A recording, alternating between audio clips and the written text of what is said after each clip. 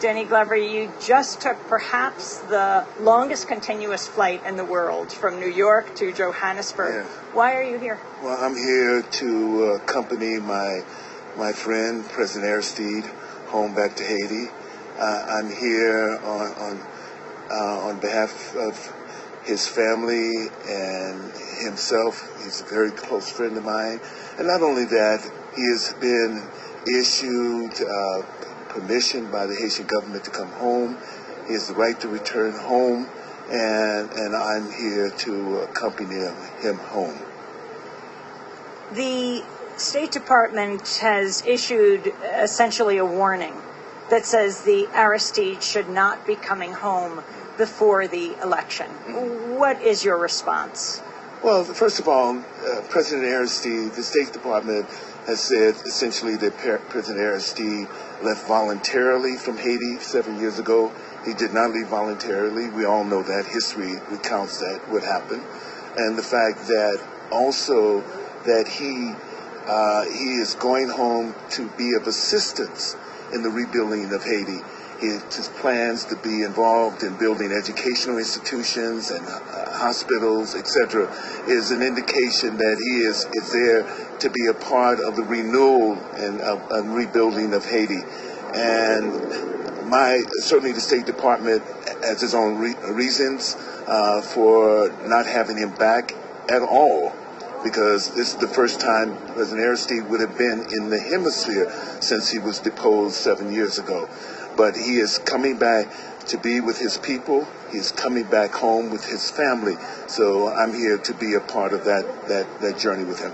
The South African government is flying him home. Yeah. The South African government says they won't cave to pressure, but reportedly they're getting a lot of pressure, as the president of Haiti, Rene Preval, was getting from the U.S. government for him not to return. Well, it's obvious that everyone's under a great deal of pressure in this situation. First of all, we have a situation in Haiti not only as a result of the earthquake, but the ongoing destabilization over the last 20 years of the Haitian government, disempowerment of the Haitian people at the same time. So the pressure, yes, the South Africans, but the South Africans, it clearly says we can't keep him here against his will.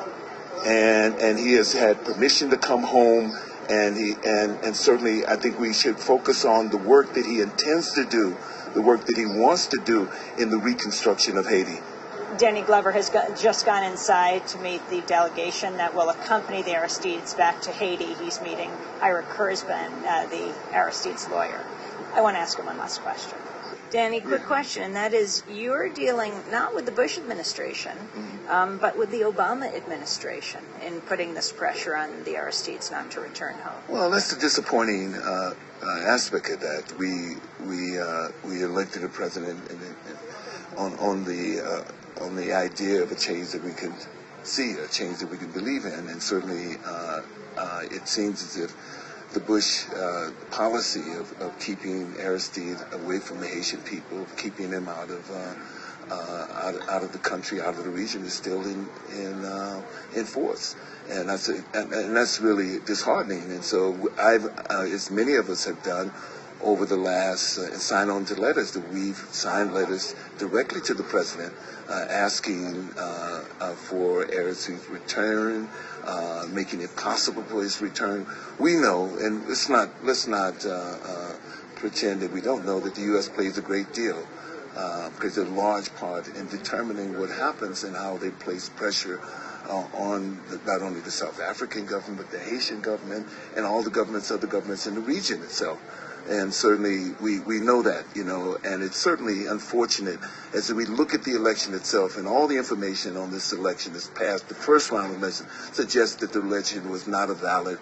It should have been, the election should not been approved. The results of the election, only a quarter of the Haitians actually voted in this election, and this way of trying to push through this now second round, and I'm talking about the election itself. So I'm separating the two. I'm separating certainly Aristide's right to return as a Haitian citizen, right to return, and the idea of the election itself.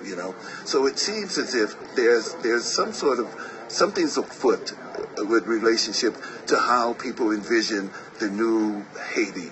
And that doesn't include, I believe, the voice of the people. Women have signed on to petitions. People within all aspects, all levels of Haitian society have requested that Haiti receive its past president, its president-elect. Last question. You are also a longtime anti-apartheid activist. You've come to South Africa, to Johannesburg, the home of the former president, Nelson Mandela. Your thoughts on this connection between South Africa and Haiti? Well, it is obvious, and I believe I praise the South Africans for standing up.